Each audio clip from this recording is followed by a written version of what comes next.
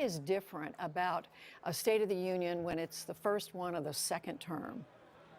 That you don't have that many more to look forward to. This is the sand's running out of the glass. This is probably the best shot that most presidents have in their second term, is that first year and a half before you get into congressional elections, and the lame duckness really sets in, and the race to succeed him begins while he's just sitting there.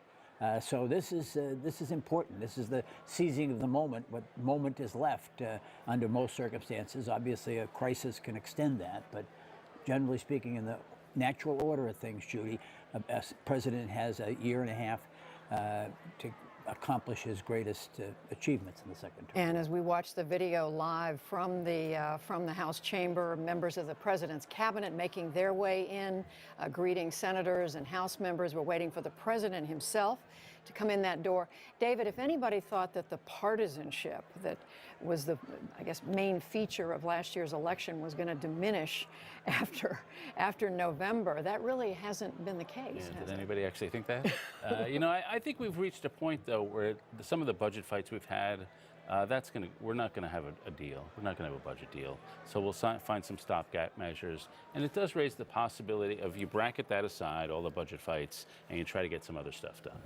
And so some of the immigration, some of the guns, some of the economic stuff that the president will propose tonight, there's some possibility of getting that done. The challenge for me is, as we look at them come in, Shaun Donovan, Housing and Urban Development there in the gray suit, Arnie Duncan, Education, a lot of these people have served already 4 years. This is not exactly a new team. He didn't clean house by any means. So there are some new people, the John Kerrys, but it's a very familiar group of people. Jack Lew moving from the White House over to Treasury. So is there fresh vision there? And so that's one of the things we'll be able to judge tonight. That's a good point, Mark. The president is replacing about half of the cabinet. About half of them have announced they're leaving. We know some of the new names, but most of them haven't taken their jobs yet. There was some conversation that is, as David was just saying, that some of these folks are exhausted from 4 years of partisan warfare. I think it is. I think it's always difficult to replace somebody, Judy, who is enjoying her work or his work, and for any president. And this is a president that, quite frankly, is comfortable with a smaller circle of people. And if I can just interrupt, Dennis McDonough, the gentleman in the gray hair right there in the foreground of the picture, the president's newly named White House Chief of Staff. He had been the Deputy National Security Advisor. Somebody the president, we were told, was very comfortable with, to your point, Mark. And very close personally, as well as professionally. And I think the comfort as well as the confidence were crucial to Dennis McDonough's elevation of that position. But he's been there 4 years. He's been in the White House over at the NSC for 4 years. And he was with him on the Hill prior to that. Right, and so it's not like bringing in somebody who's fresh and new. He tried that with Bill Daley, who was Chief of Staff a couple of years ago, and sort of has rejected that model. He's promoting from within. And I'm just reminded that talking to Dr. Jill Biden, the wife of the Vice President, is a teacher from Sandy Hook Elementary School, from Caitlin Roy, I believe is her name, from Newtown, Connecticut. And that reminds us of the theme of much of not only the president's remarks tonight, but the guests tonight, Mark. In the chamber, at least, a couple of dozen members of Congress have invited either victims of gun violence or surviving family members. Or surviving family members. Including with the First Lady. Including the First Lady, and we just saw Michelle Obama, the First Lady, talking with one of those special guests.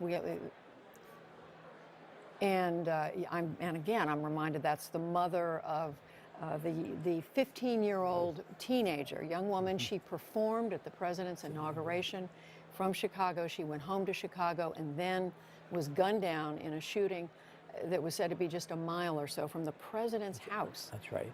In Chicago. And 2 people were arrested yesterday.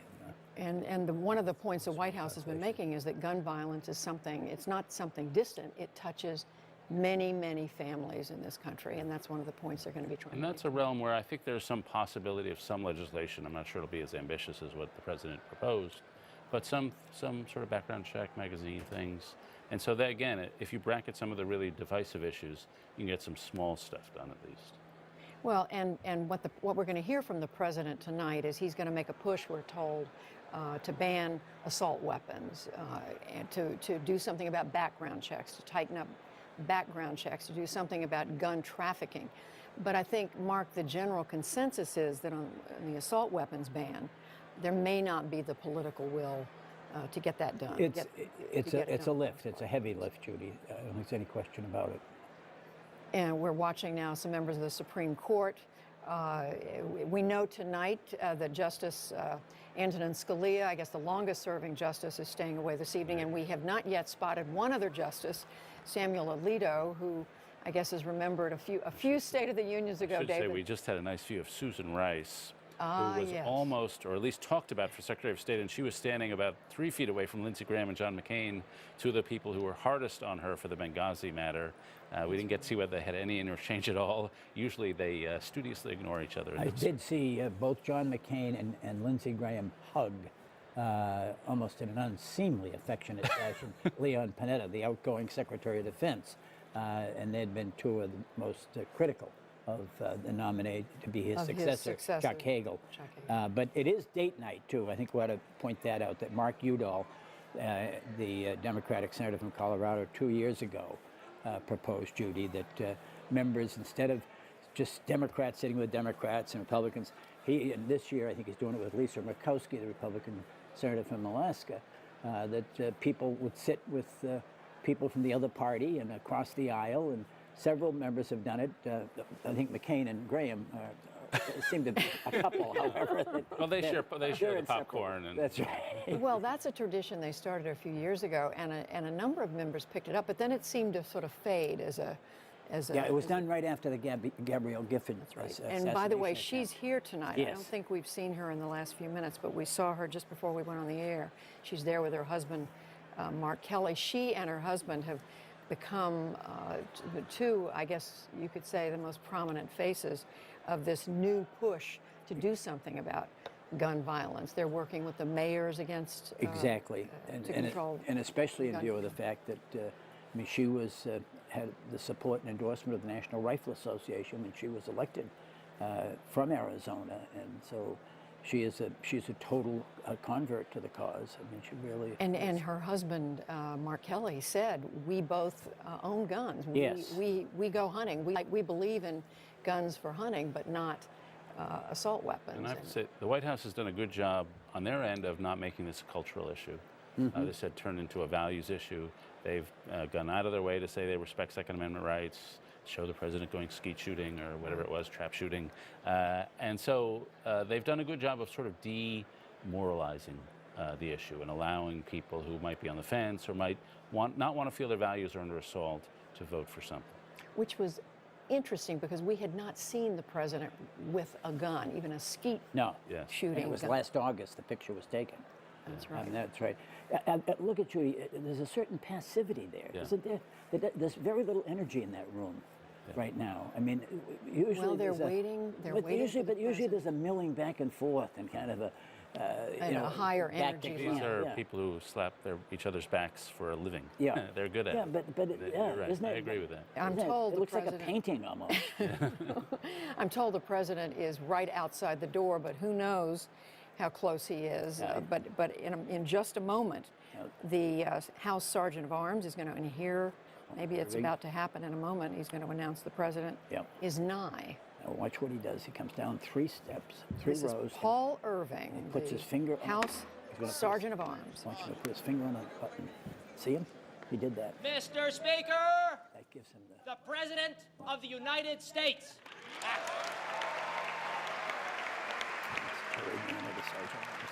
So at 9 minutes after 9 Eastern Time, President Obama makes his way in. The official plan had been for him to come in a minute or two after, but I guess he has a prerogative of being a few minutes late, a few minutes later than what we were told. No, when he's standing next to Eric Cantor, he just can't stop himself. He just wants to chat and chat and chat.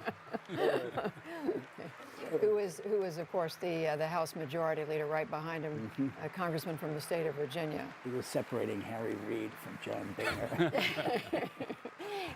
Well, they pick a select group of the leadership of the House and Senate to escort the president in. And I'm sure both of you saw it today, or it was today or yesterday, there was an article describing the lengths to which some members of Congress will go to get one of those coveted seats right there in the aisle so that the president will see them and they will be seen on national television. There was, on my Twitter feed at about noon, there were some reporters reporting that those seats were already getting filled up. So those people have been there for 9 hours, so they deserve their 5 seconds of fame. They do, but in the past, speaking of whom, in the past you'd been able to just leave a bag or some books, and now security demands that you be there yourself, physically. I mean, you'd be able to claim it by putting in your notebook with your name on it, but now you have to physically be there. So many of these members have been there for hours. For hours. For hours, and they're getting their moment in the sun. But Jean Schmidt from Ohio, who was one of the regulars there, Republican. She lost the Republican primary last year from Cincinnati, so she's not there. And Dale Kildee from Michigan is retired, who was a regular. Apparently blue is the new red, judging by some of the dresses there. Oh, Do you good think point. that's a party? Is that a party Oh. significant? Or can we count on the fact that the red? Yeah. Well, we see former Speaker and now House Democratic leader, Minority Leader Nancy Pelosi, in blue. The president, David, looks like he doesn't have a care in the world. He's shaking hands and a big smile on his face. You know, he's actually been a different temper since the election. The fear of losing is gone. The vindication of winning is there. He's much more relaxed. He seems like a happier camper, I would say, in general. He's followed, as you said, Mark, by Eric Cantor and Jim Clyburn, the congressman. He's also in the House leadership, congressman from South Carolina, the only Democrat in the South Carolina delegation. And then behind them, Patrick Leahy, who is the president pro tempore of the Senate. John McCain, shaking hands with John McCain. Who has had some less than friendly things to say about the president recently. So the president, you know, we mentioned that tonight one of the themes is clearly addressing gun violence. You see some of the people there wearing the green ribbon. That is to signify what happened at Newtown and the efforts since then to do something to address the millions and millions of, over 200 million guns in the United States, enough for every man, woman. 300, yeah.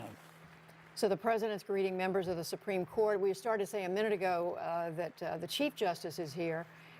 Sam Alito, Justice Alito, not here. He very famously, at least we think he's not here, famously a few years ago when the president made the State of the Union address and criticized the court's ruling on Citizens United, the campaign finance law. Just going over to talk to Mark Kirk, the senator from Illinois, That's right. who suffered a stroke, that he's giving him an embrace. Fellow Illinois. And So Justice Joe Alito Manchin not is- here, and Justice Scalia, but otherwise you've got the members of the Supreme Court, the Joint Chiefs of Staff, the leaders of all the military branches, and the president getting closer to the front of the chamber. And there's Bobby Rush, the man who beat him. The only man ever to beat Mark, Barack Obama. You have a good eye for the back of somebody's head. Congressman from the south side of Chicago. Bobby Rush always makes a point of being there. Who had a huge effect on the president's political. He sure did. If Obama had won that race, he wouldn't be president. He would not be president of the United Wouldn't States. be president. No. I mean, nobody has yet, at least, maybe he would have, but nobody else has moved from the So the majority, applause minority continues. district. The president, we don't know how long the president will speak. Some have guessed it at 50 minutes, maybe an hour. We have no way of knowing until we look at our watches when it's all over. But Mark, I think you're right. This is not and David, this is not you don't sense the excitement, electricity in the room that maybe you have at other State of the Union addresses. Maybe they'll build. Yeah. Yeah, we'll see. I mean, let's see what he can do with the crowd. I mean, he's certainly demonstrated an ability over his rather meteoric career to warm up a room when given the challenge. And this is Speaker John Boehner. the high privilege.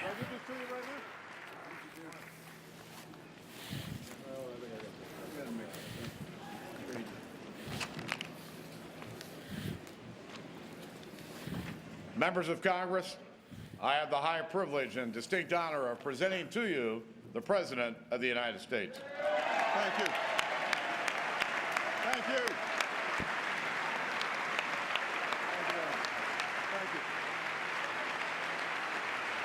Welcome. Thank you. Thank you very much. Thank you so much. Thank you. Thank you very much. Thank you. Please, everybody have a seat. Mr. Speaker, Mr. Vice President, members of Congress, fellow Americans. 51 years ago, John F. Kennedy declared to this chamber that the Constitution makes us not rivals for power, but partners for progress.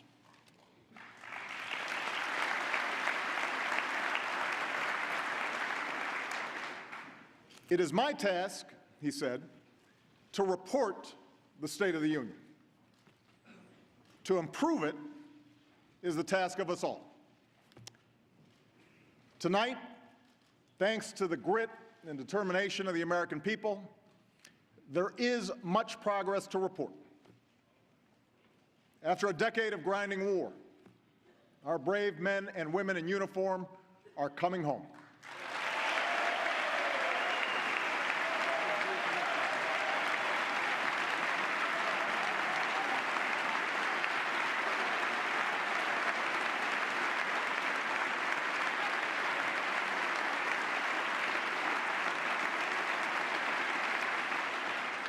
After years of grueling recession, our businesses have created over 6 million new jobs.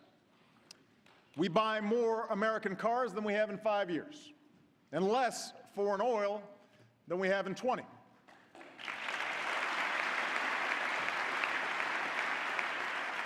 Our housing market is healing, our stock market is rebounding, and consumers, patients, and homeowners enjoy stronger protections than ever before.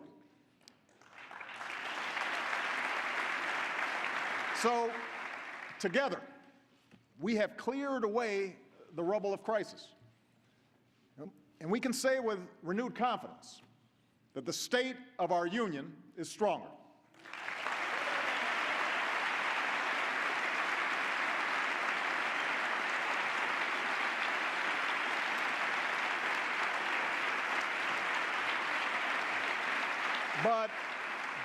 But we gather here knowing that there are millions of Americans whose hard work and dedication have not yet been rewarded. Our economy is adding jobs, but too many people still can't find full-time employment. Corporate profits have skyrocketed to all-time highs, but for more than a decade, wages and incomes have barely budged. It is our generation's task, then, to reignite the true engine of America's economic growth, a rising, thriving middle class.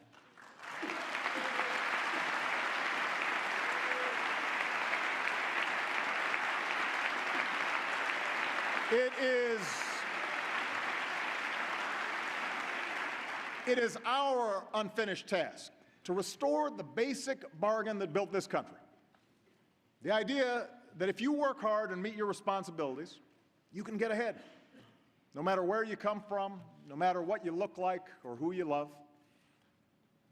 It is our unfinished task to make sure that this government works on behalf of the many, and not just the few, that it encourages free enterprise, rewards individual initiative, and opens the doors of opportunity to every child across this great nation.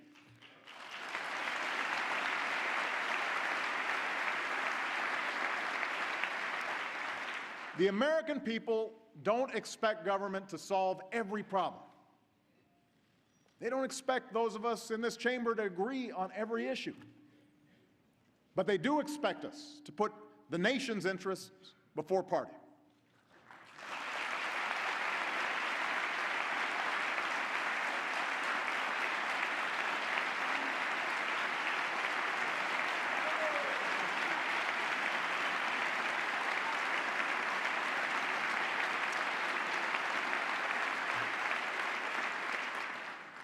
They do expect us to forge reasonable compromise where we can. For they know that America moves forward only when we do so together. and that the responsibility of improving this union remains the task of us all. Now, our work must begin by making some basic decisions about our budget, decisions that will have a huge impact on the strength of our recovery. Over the last few years, both parties have worked together to reduce the deficit by more than $2.5 trillion, mostly through spending cuts, but also by raising tax rates on the wealthiest 1% of Americans. As a result, we are more than halfway towards the goal of $4 trillion in deficit reduction that economists say we need to stabilize our finances. Now we need to finish the job. And the question is, how? In 2011, Congress passed a law saying that if both parties couldn't agree on a plan to reach our deficit goal, about $1 trillion worth of budget cuts would automatically go into effect this year. These sudden, harsh, arbitrary cuts would jeopardize our military readiness. They devastate priorities like education and energy and medical research. They would certainly slow our recovery and cost us hundreds of thousands of jobs. And that's why Democrats, Republicans, business leaders, and economists have already said that these cuts, known here in Washington as the sequester, are a really bad idea. Now, some in Congress have proposed preventing only the defense cuts by making even bigger cuts to things like education and job training, Medicare, and Social Security benefits. That idea is even worse.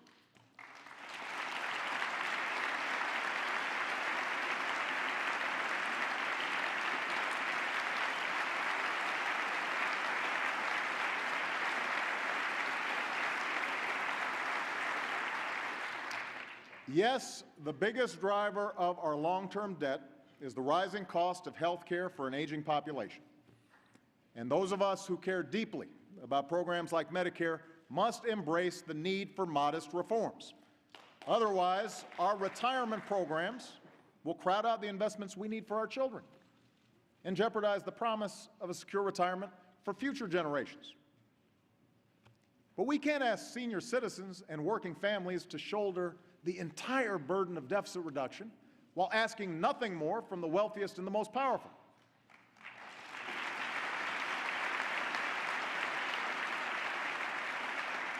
We won't grow the middle class simply by shifting the cost of health care or college onto families that are already struggling, or by forcing communities to lay off more teachers and more cops and more firefighters.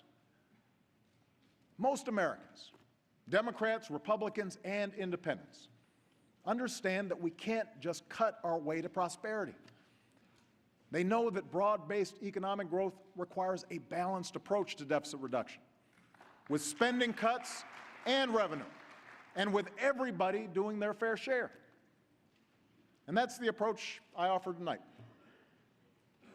On Medicare, I'm prepared to enact reforms that will achieve the same amount of health care savings by the beginning of the next decade as the reforms proposed by the bipartisan Simpson-Bowles Commission. Already, the Affordable Care Act is helping to slow the growth of health care costs. And the reforms I'm proposing go even further. We'll reduce taxpayer subsidies to prescription drug companies and ask more from the wealthiest seniors. We'll bring down costs by changing the way our government pays for Medicare, because our medical bills shouldn't be based on the number of tests ordered or days spent in the hospital. They should be based on the quality of care that our seniors receive.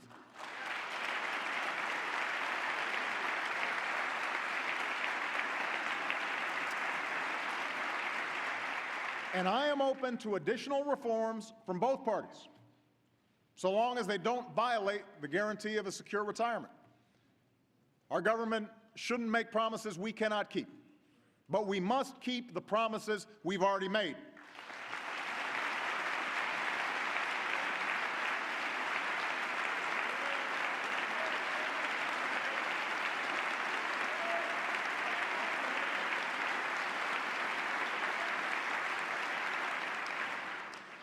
to hit the rest of our deficit reduction target, we should do what leaders in both parties have already suggested and save hundreds of billions of dollars by getting rid of tax loopholes and deductions for the well-off and the well-connected.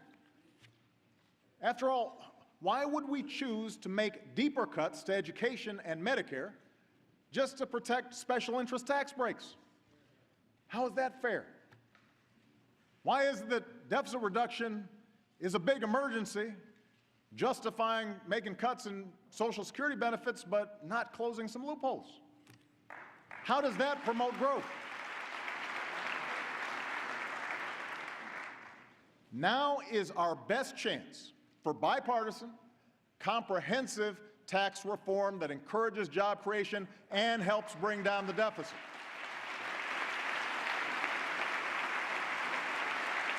We can get this done.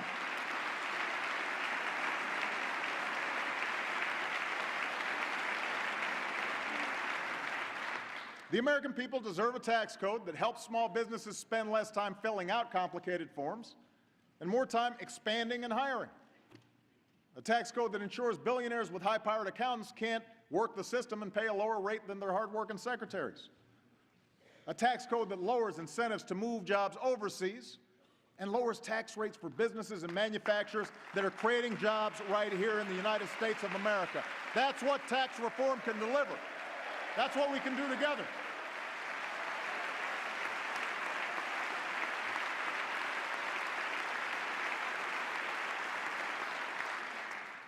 I realize that tax reform and entitlement reform will not be easy. The politics will be hard for both sides.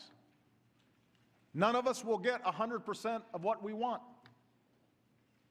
But the alternative will cost us jobs, hurt our economy, visit hardship on millions of hard-working Americans. So let's set party interests aside and work to pass a budget that replaces reckless cuts with smart savings and wise investments in our future. And let's do it without the brinksmanship that stresses consumers and scares off investors. The greatest nation on earth cannot keep conducting its business by drifting from one manufactured crisis to the next. We can't do it.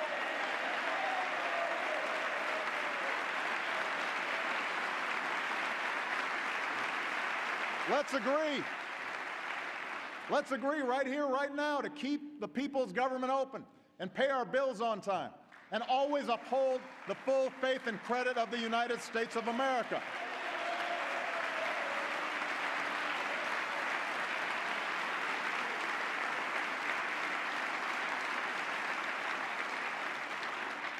The American people have worked too hard for too long, rebuilding from one crisis to see their elected officials cause another. Now, most of us agree that a plan to reduce the deficit must be part of our agenda. But let's be clear. Deficit reduction alone is not an economic plan.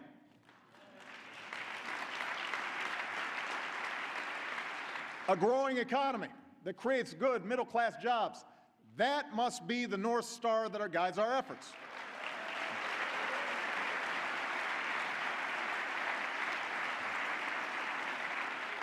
Every day, we should ask ourselves three questions as a nation.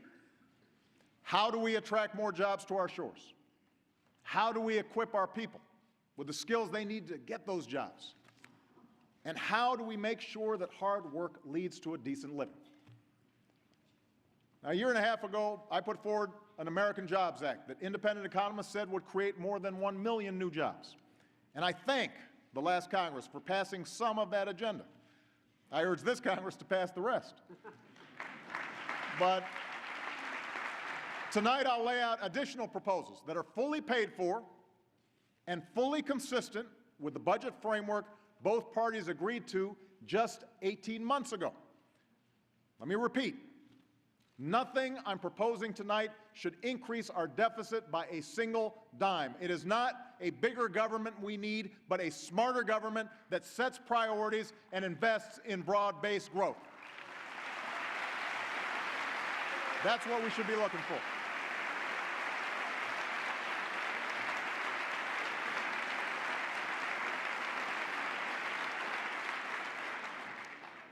Our first priority is making America a magnet for new jobs in manufacturing. After shedding jobs for more than 10 years, our manufacturers have added about 500,000 jobs over the past 3. Caterpillar is bringing jobs back from Japan. Ford is bringing jobs back from Mexico. And this year, Apple will start making Macs in America again.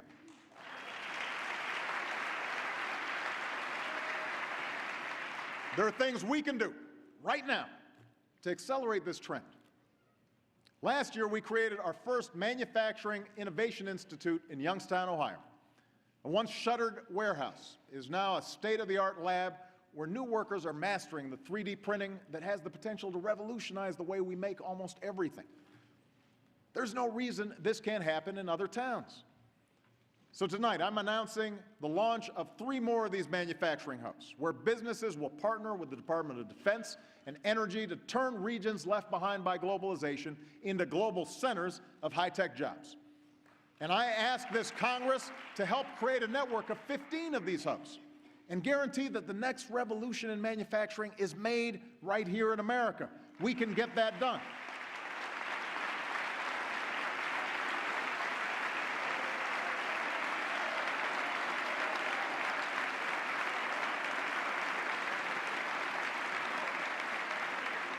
Now, if we want to make the best products, we also have to invest in the best ideas. Every dollar we invested to map the human genome returned $140 to our economy. Every dollar. Today, our scientists are mapping the human brain to unlock the answers to Alzheimer's. They're developing drugs to regenerate damaged organs, devising new materials to make batteries 10 times more powerful.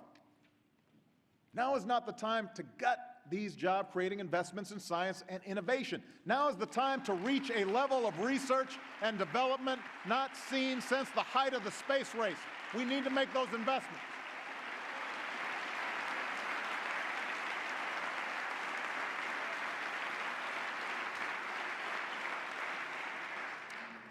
Today, no area holds more promise than our investments in American energy. After years of talking about it, we're finally poised to control our own energy future. We produce more oil at home than we have in 15 years. We have doubled the distance our cars will go on a gallon of gas and the amount of renewable energy we generate from sources like wind and solar, with tens of thousands of good American jobs to show for it. We produce more natural gas than ever before, and nearly everyone's energy bill is lower because of it. And over the last 4 years, our emissions of the dangerous carbon pollution that threatens our planet have actually fallen. But for the sake of our children and our future, we must do more to combat climate change.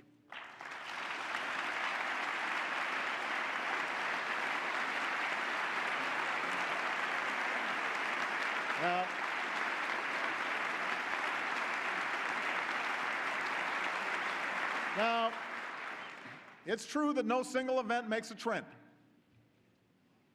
But the fact is, the 12 hottest years on record have all come in the last 15.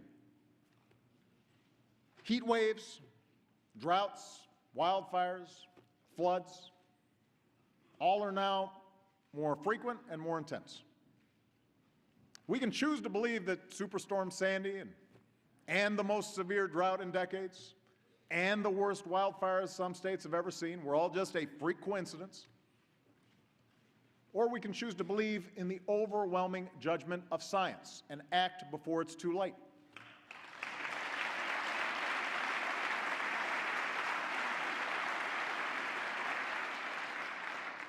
Now, the good news is we can make meaningful progress on this issue while driving strong economic growth. I urge this Congress to get together, pursue a bipartisan market-based solution to climate change, like the one John McCain and Joe Lieberman worked on together a few years ago. But if Congress won't act soon to protect future generations, I will. I will direct I will direct my cabinet to come up with executive actions we can take now and in the future to reduce pollution, prepare our communities for the consequences of climate change, and speed the transition to more sustainable sources of energy. And 4 years ago, other countries dominated the clean energy market and the jobs that came with it. And we've begun to change that. Last year, wind energy added nearly half of all new power capacity in America. So let's generate even more. Solar energy gets cheaper by the year. Let's drive down costs even further. As long as countries like China keep going all in on clean energy, so must we. Now, in the meantime, the natural gas boom has led to cleaner power and greater energy independence. We need to encourage that. And that's why my administration will keep cutting red tape and speeding up new oil and gas permits. That's got to be part of an all-of-the-above plan. But I also want to work with this Congress to encourage the research and technology that helps natural gas burn even cleaner and protects our air and our water. In fact, much of our newfound energy is drawn from lands and waters that we, the public, own together. So tonight I propose we use some of our oil and gas revenues to fund an energy security trust that will drive new research and technology to shift our cars and trucks off oil for good. If a nonpartisan coalition of CEOs and retired generals and admirals can get behind this idea, then so can we. Let's take their advice and free our families and businesses from the painful spikes in gas prices we put up with for far too long. I'm also issuing a new goal for America. Let's cut in half the energy wasted by our homes and businesses over the next 20 years.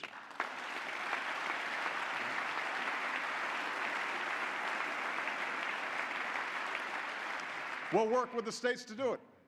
Those states with the best ideas to create jobs and lower energy bills by constructing more efficient buildings will receive federal support to help make that happen. America's energy sector is just one part of an aging infrastructure badly in need of repair. Ask any CEO where they'd rather locate and hire. A country with deteriorating roads and bridges, or one with high-speed rail and internet, high-tech schools, self-healing power grids. The CEO of Siemens America, a company that brought hundreds of new jobs to North Carolina, said that if we upgrade our infrastructure, they'll bring even more jobs.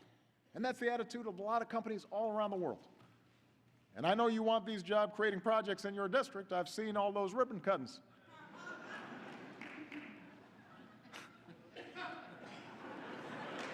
So, tonight, I propose a Fix-It-First program to put people to work as soon as possible on our most urgent repairs, like the nearly 70,000 structurally deficient bridges across the country.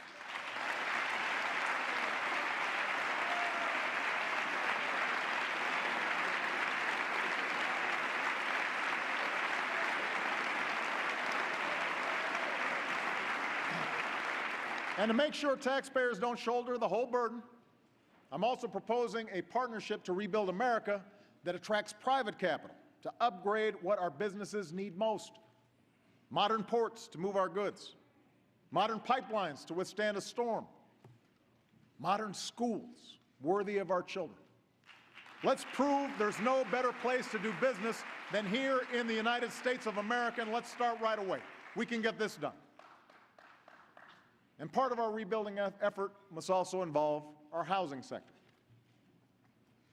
The good news is our housing market is finally healing from the collapse of 2007. Home prices are rising at the fastest pace in 6 years. Home purchases are up nearly 50%, and construction is expanding again.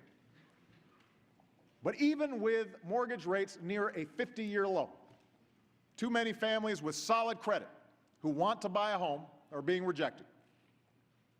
Too many families who never missed a payment and want to refinance are being told no. That's holding our entire economy back. We need to fix it. Right now, there's a bill in this Congress that would give every responsible homeowner in America the chance to save $3,000 a year by refinancing at today's rates. Democrats and Republicans have supported it before, so what are we waiting for? Take a vote and send me that bill.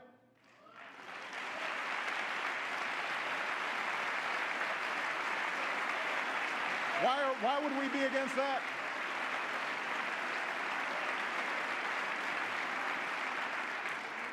Why would that be a partisan issue? Helping folks refinance. Right now, overlapping regulations keep responsible young families from buying their first home. What's holding us back? Let's streamline the process and help our economy grow.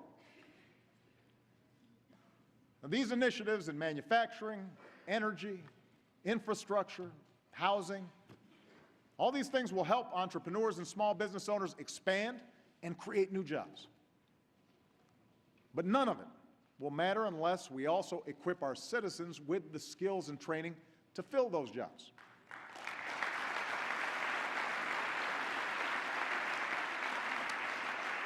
And that has to start at the earliest possible age.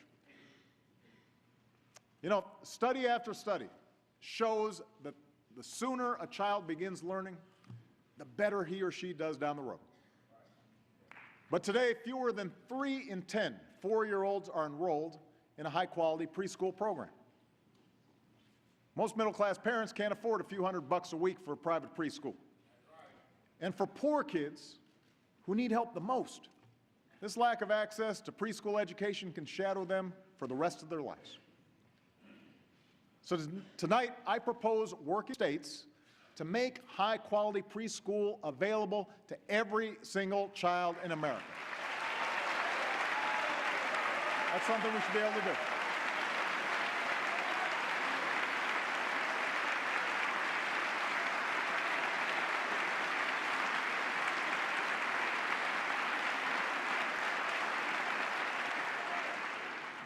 Every dollar we invest in high-quality early childhood education can save more than $7 later on by boosting graduation rates, reducing teen pregnancy, even reducing violent crime.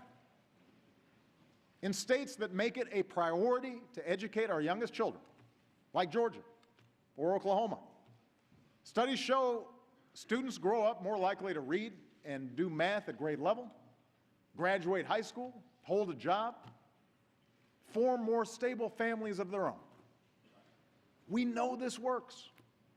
So let's do what works and make sure none of our children start the race of life already behind. Let's give our kids that chance.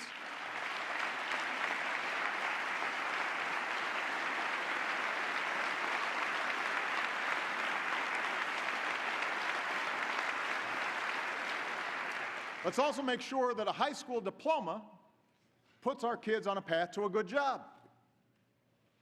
Right now, countries like Germany focus on graduating their high school students with the equivalent of a technical degree from one of our community colleges. So those German kids, they're ready for a job when they graduate high school. They've been trained for the jobs that are there. Now at schools like P-Tech in Brooklyn, a collaboration between New York Public Schools and City University of New York and IBM, students will graduate with a high school diploma and an associate's degree in computers or engineering. We need to give every American student opportunities like this. And 4 years ago, we started Race to the Top, the competition that convinced almost every state to develop smarter curricula and higher standards, all for about 1% of what we spend on education each year.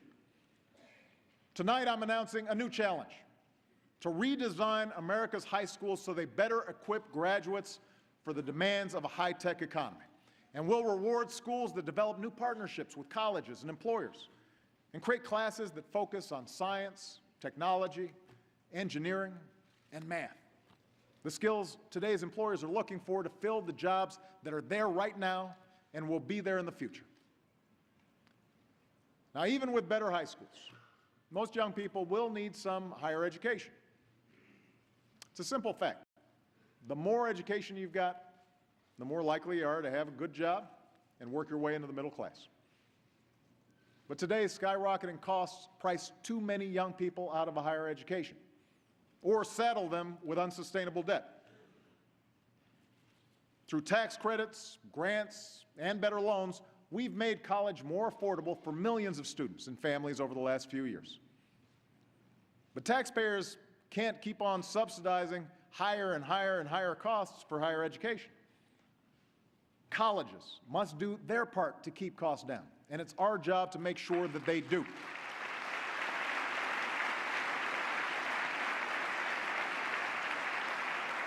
So tonight, I ask Congress to change the Higher Education Act so that affordability and value are included in determining which colleges receive certain types of federal aid.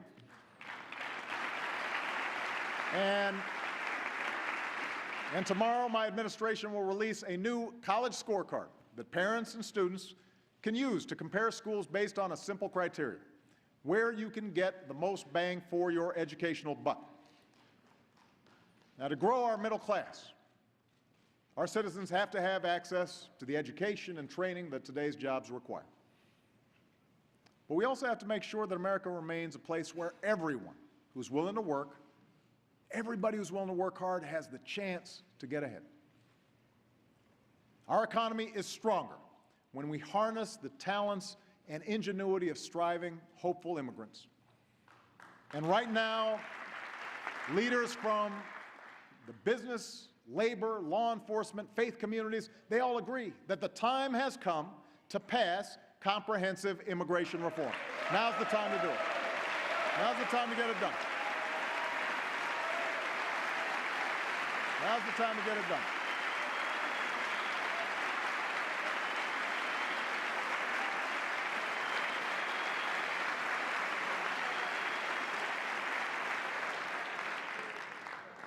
Real reform means stronger border security, and we can build on the progress my administration's already made, putting more boots on the southern border than at any time in our history, and reducing illegal crossings to their lowest levels in 40 years. Real reform means establishing a responsible pathway to earned citizenship, a path that includes passing a background check, paying taxes and a meaningful penalty, learning English, and going to the back of the line behind the folks trying to come here legally.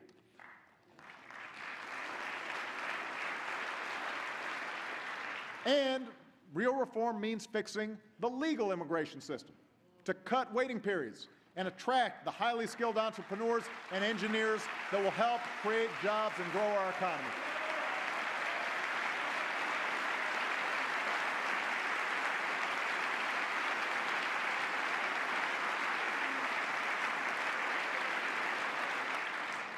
In other words, we know what needs to be done.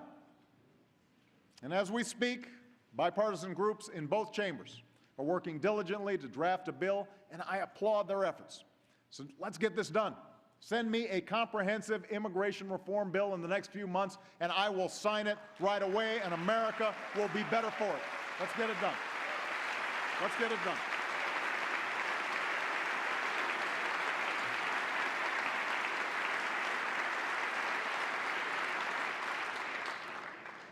But we can't stop there. We know our economy is stronger when our wives, our mothers, our daughters can live their lives free from discrimination in the workplace and free from the fear of domestic violence. Today, the Senate passed the Violence Against Women's Act that Joe Biden originally wrote almost 20 years ago, and I now urge the House to do the same. Good job, Joe.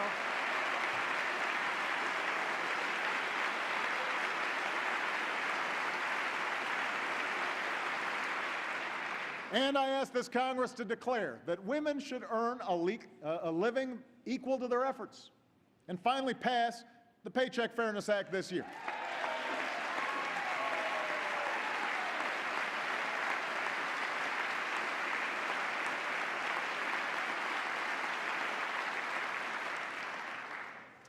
We know our economy is stronger when we reward an honest day's work with honest wages. But today, a full-time worker making the minimum wage earns $14,500 a year. Even with the tax relief we put in place, a family with 2 kids that earns the minimum wage still lives below the poverty line. That's wrong. That's why, since the last time this Congress raised the minimum wage, 19 states have chosen to bump theirs even higher. Tonight, let's declare that in the wealthiest nation on earth, no one who works full-time should have to live in poverty, and raise the federal minimum wage to $9 an hour. We should be able to get that done.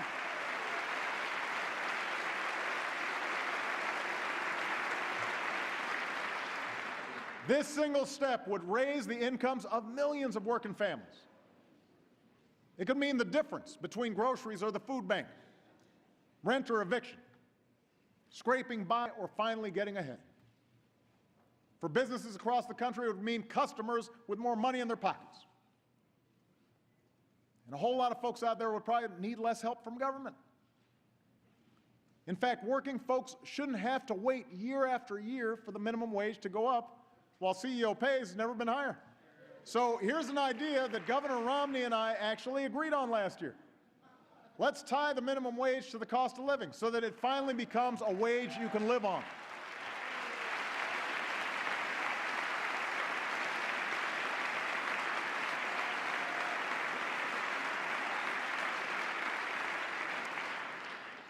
Tonight, let's also recognize that there are communities in this country where, no matter how hard you work, it is virtually impossible to get ahead. Factory towns decimated from years of plants packing up, inescapable pockets of poverty, urban and rural, where young adults are still fighting for their first job. America is not a place where the chance of birth or circumstance should decide our destiny. And that's why we need to build new ladders of opportunity into the middle class for all who are willing to climb them. Let's offer incentives to companies that hire Americans who've got what it takes to fill that job opening, but have been out of work so long that no one will give them a chance anymore. Let's put people back to work rebuilding vacant homes in rundown neighborhoods. And this year, my administration will begin to partner with 20 of the hardest hit towns in America to get these communities back on their feet. Now, we'll work with local leaders to target resources at public safety and education and housing. We'll give new tax credits to businesses that hire and invest. And we'll work to strengthen families by removing the financial deterrence to marriage for low-income couples, and do more to encourage fatherhood. Because what makes you a man isn't the ability to conceive a child, it's having the courage to raise one. And we want to encourage that. We want to help that.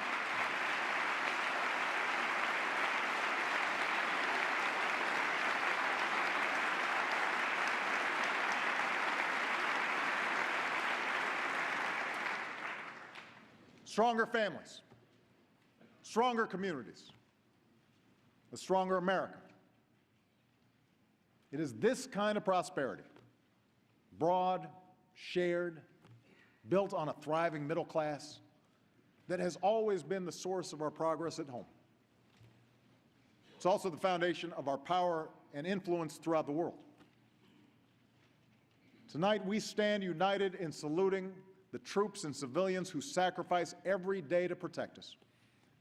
Because of them, we can say with confidence that America will complete its mission in Afghanistan and achieve our objective of defeating the core of al-Qaeda.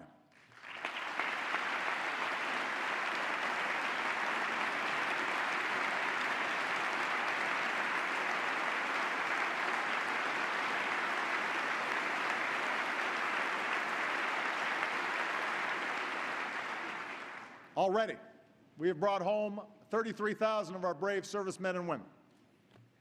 This spring, our forces will move into a support role, while Afghan security forces take the lead.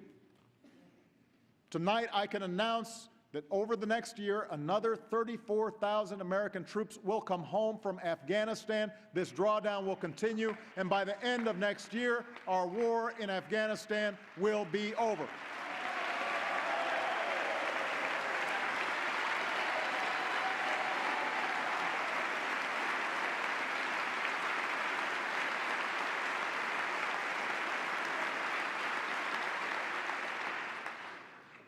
Beyond 2014, America's commitment to a unified and sovereign Afghanistan will endure. But the nature of our commitment will change. We're negotiating an agreement with the Afghan government that focuses on two missions: training and equipping Afghan forces so that the country does not again slip into chaos, and counterterrorism efforts that allow us to pursue the remnants of al-Qaeda and their affiliates. Today, the organization that attacked us on 9/11 is a shadow of its former self.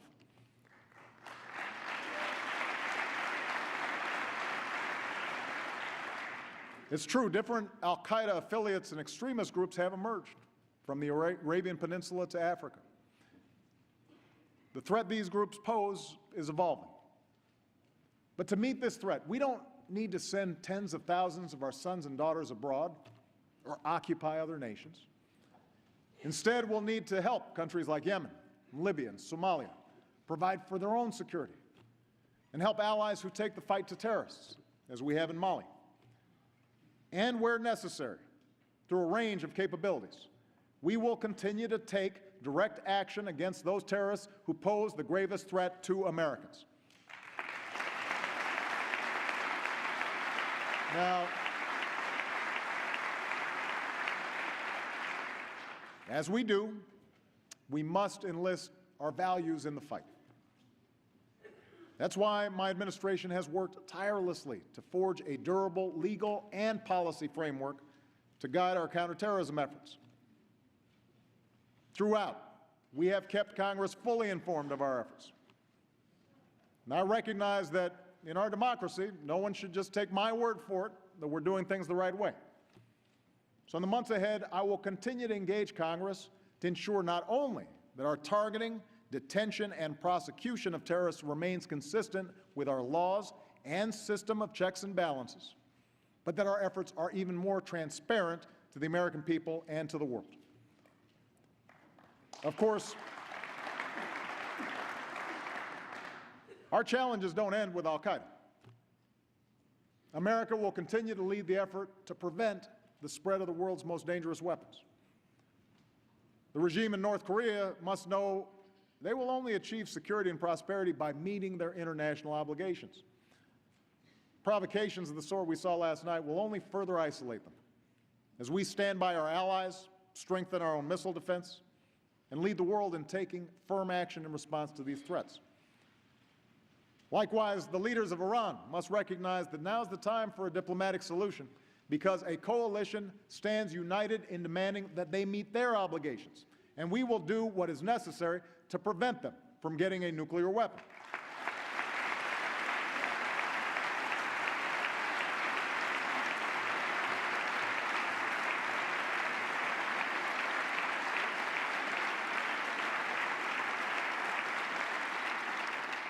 At the same time, we'll engage Russia to seek further reductions in our nuclear arsenals and continue leading the global effort to secure nuclear materials that could fall into the wrong hands.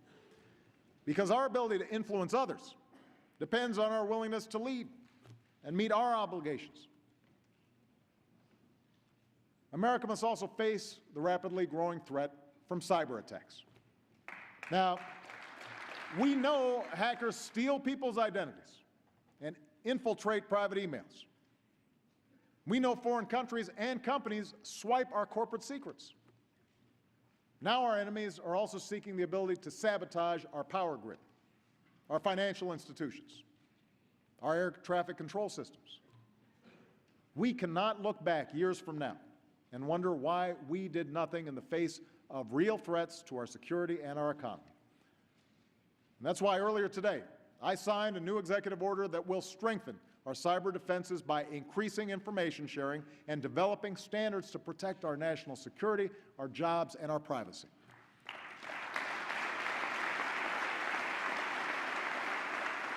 But now Congress must act as well by passing legislation to give our government a greater capacity to secure our networks and deter attacks. This is something we should be able to get done on a bipartisan basis.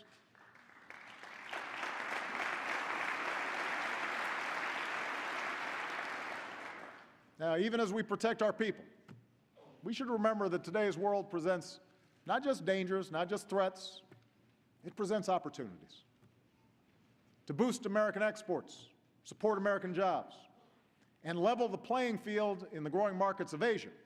We intend to complete negotiations on a Trans-Pacific partnership. And tonight I'm announcing that we will launch talks on a comprehensive transatlantic trade and investment partnership with the European Union, because trade that is fair and free across the Atlantic supports millions of good-paying American jobs.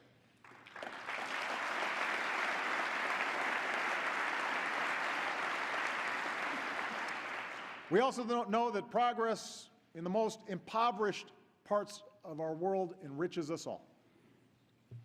Not only because it creates new markets, more stable order in certain regions of the world, but also because it's the right thing to do.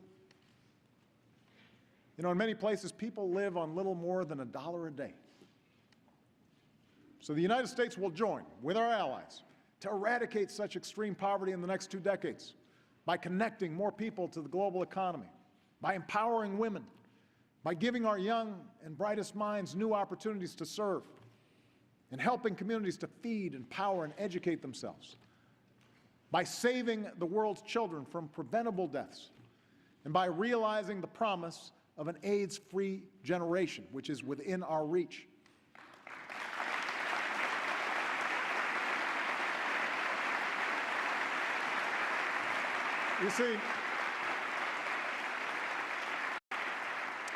You see, America must remain a beacon to all who seek freedom during this period of historic change. I saw the power of hope last year in Rangoon, in Burma, when Aung San Suu Kyi welcomed an American president into the home where she had been imprisoned for years. When thousands of Burmese lined the streets waving American flags, including a man who said, "There is justice and law in the United States. I want our country to be like that." In defense of freedom, we'll remain the anchor of strong alliances from the Americas to Africa, from Europe to Asia. In the Middle East, we will stand with citizens as they demand their universal rights and support stable transitions to democracy.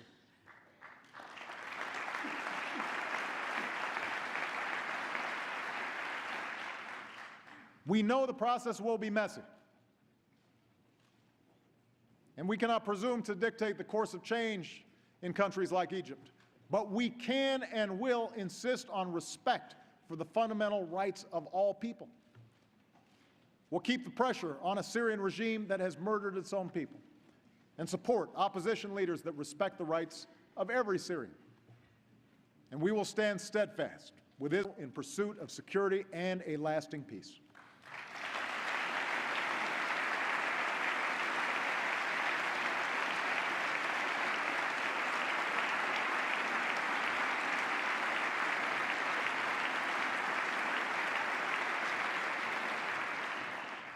These are the messages I'll deliver when I travel to the Middle East next month.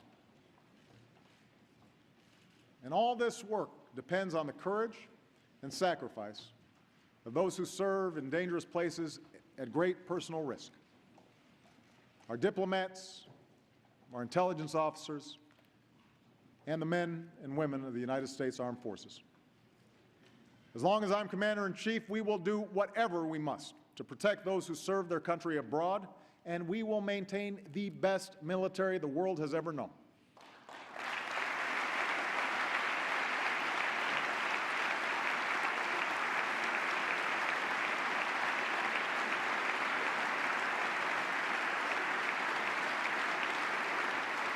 We'll invest in new capabilities, even as we reduce waste and wartime spending. We will ensure equal treatment for all service members and equal benefits for their families, gay and straight.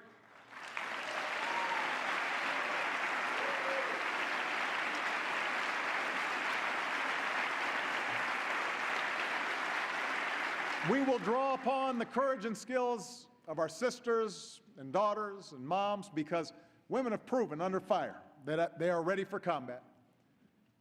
We will keep faith with our veterans, investing in world-class care, including mental health care, for our wounded warriors.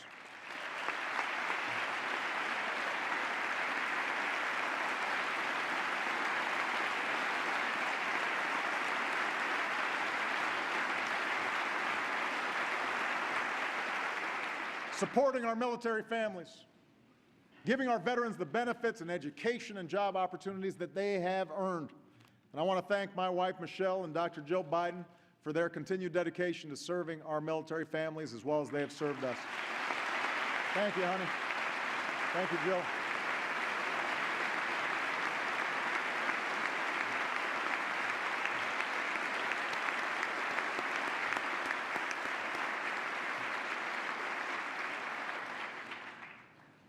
Defending our freedom, though, is not just the job of our military alone.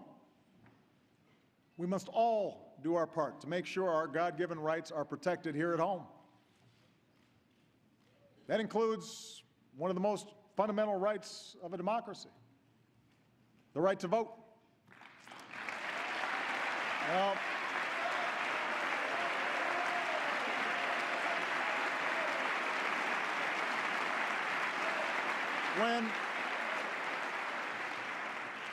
when any American, no matter where they live or what their party, are denied that right because they can't afford to wait for 5 or 6 or 7 hours just to cast their ballot, we are betraying our ideals.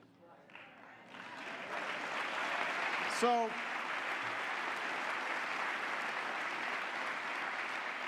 tonight I'm announcing a nonpartisan commission to improve the voting experience in America, and it definitely needs improvement. I'm asking 2 longtime experts in the field who, by the way, recently served as the top attorneys for my campaign and for Governor Romney's campaign, to lead it. We can fix this, and we will. The American people demand it, and so does our democracy.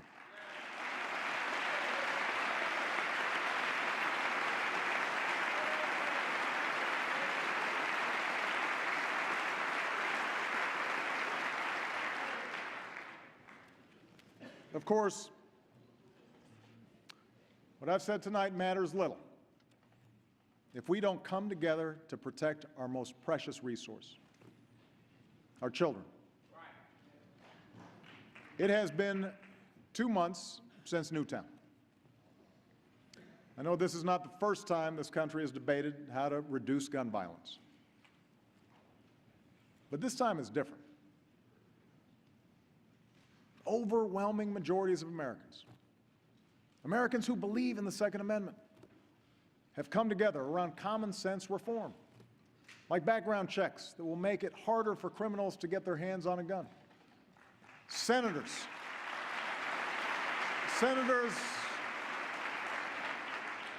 of both parties are working together on tough new laws to prevent anyone from buying guns for resale to criminals. Police chiefs are asking our help to get weapons of war and massive ammunition magazines off our streets because these police chiefs, they're tired of seeing their guys and gals being outgunned. Each of these proposals deserves a vote in Congress.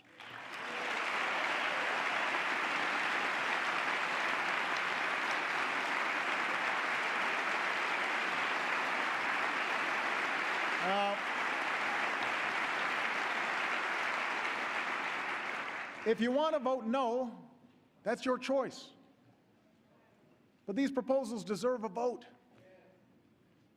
Because in the 2 months since Newtown, more than 1,000 birthdays, graduations, anniversaries have been stolen from our lives by a bullet from a gun. More than 1,000. One of those we lost was a young girl named Hydeia Pendleton. She was 15 years old. She loved fig Newtons and lip gloss. She was a majorette. She was so good to her friends, they all thought they were her best friend. Just 3 weeks ago, she was here in Washington with her classmates, performing for her country at my inauguration. And a week later, she was shot and killed in a Chicago park after school, just a mile away from my house. Hydeia's parents, Nate and Cleo, are in this chamber tonight, along with more than 24 Americans whose lives have been torn apart by gun violence. They deserve a vote. They deserve a vote.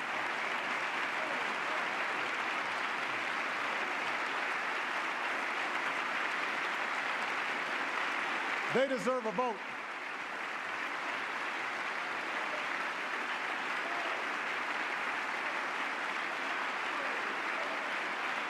Gabby Giffords deserves a vote. The families of Newtown deserve a vote. The families of Aurora deserve a vote. The families of Oak Creek and Tucson and Blacksburg and the countless other communities ripped open by gun violence, they deserve a simple vote.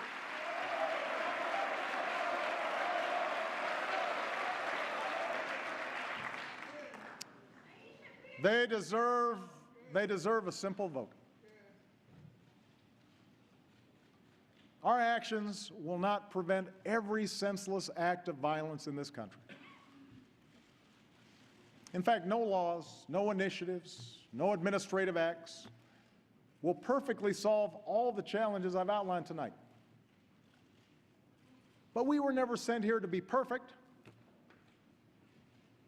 We were sent here to make what difference we can, to secure this nation, expand opportunity, uphold our ideals through the hard, often frustrating, but absolutely necessary work of self-government. We were sent here to look out for our fellow Americans, the same way they look out for one another, every single day, usually without fanfare, all across this country. We should follow their example. We should follow the example of a New York City nurse named Menchu Sanchez. When Hurricane Sandy plunged her hospital into darkness, she wasn't thinking about how her own home was faring. Her mind was on the 20 precious newborns in her care and the rescue plan she devised that kept them all safe. We should follow the example of a North Miami woman named Desaline Victor. When Desaline arrived at her polling place, she was told the wait to vote might be 6 hours. And as time ticked by, her concern was not with her tired body or aching feet, but whether folks like her would get to have their say. And hour after hour, a throng of people stayed in line to support her. Because Desaline is 102 years old. And they erupted in cheers when she finally put on a sticker that read, "I voted."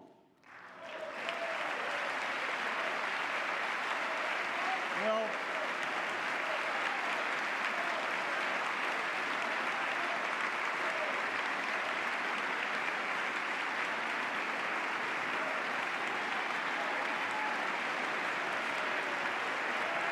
there's Desaline.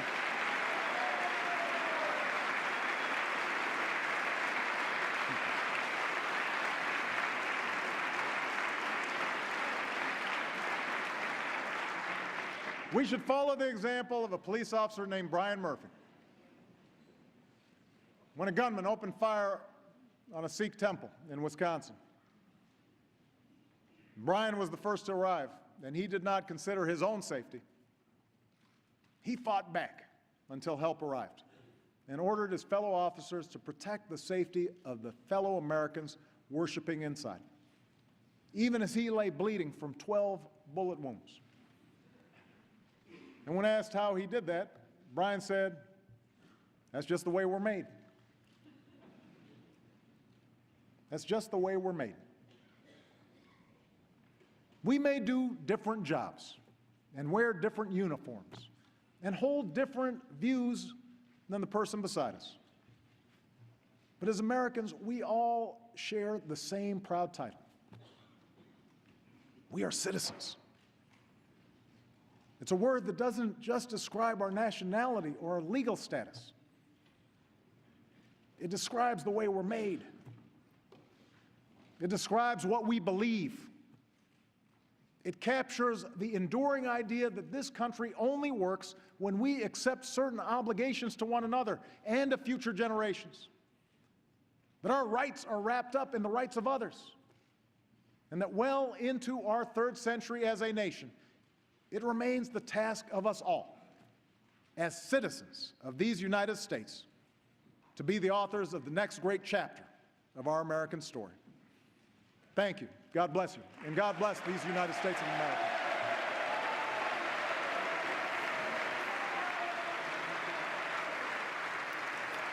For exactly 1 hour, just a second or two shy of 1 hour, President Obama delivers his fifth State of the Union address, the first State of the Union of his second term in office after having been re-elected in November.